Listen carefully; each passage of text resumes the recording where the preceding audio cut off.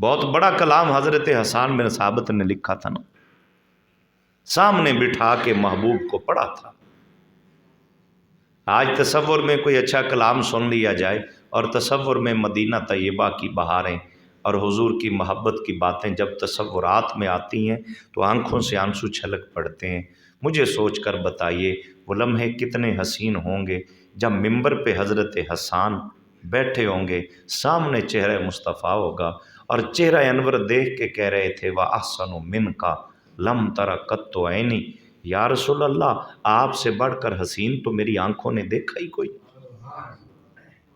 اگر یہ مبالغہ آرائی ہوتی تو حضور منع کر دیتے کہ حسان اتنا بڑا دعویٰ نہ کر، پہلے کوئی آیا تو نے کہاں تک دیکھا ہوگا۔ یہ وہ لمحہ تھا جو محدثین نے کہا کہ اب حضور کے نا ہاتھ اٹھے، یا اللہ جبریل کو بھیج جس نے سارے جہان دیکھے ہوئے ہیں، جس نے دیکھے نہیں ہیں، اس کو بھیج جس نے کل کائنات کا ہر فرد، ہر نبی، ہر رسول دیکھا ہے۔ باقی انسانیت کے درجے تو چھوٹے ہیں، نبیوں رسولوں کے درجے اعلیٰ ہوتے ہیں۔ جس نے سارے نبیوں کو دیکھا اب اس کو بھیج، وہ ساتھ کھڑا ہو کے تائید کرے کہ حسان جو کہہ رہا ہے یا رسول اللہ وہ سچ کہہ رہا ہے۔ سامنے حضور کا چہرہ ہے اور دیکھ کے حسن بیان کرنے والے، ان سے پوچھا گیا کہ اے حسان، میں جو مفہوم سمجھانے کے لیے اس بات کو میں نے چھیڑا ہے، یہ میرا موضوع نہیں ہے۔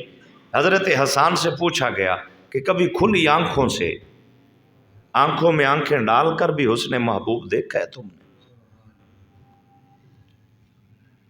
اب دیکھنے کا انداز جو حضرت حسان بن ثابت کا ہے رضی اللہ تعالی عنہ، وہ کہتے ہیں کہ لما نظرت الی وجہہ صلی اللہ علیہ وسلم، کہتے ہیں لوگوں جب بھی میں حضور کو دیکھتا تھا وضعت کفی علی عینی، میں اپنی ہتھیلیاں اپنی آنکھوں پہ رکھ لیتا تھا۔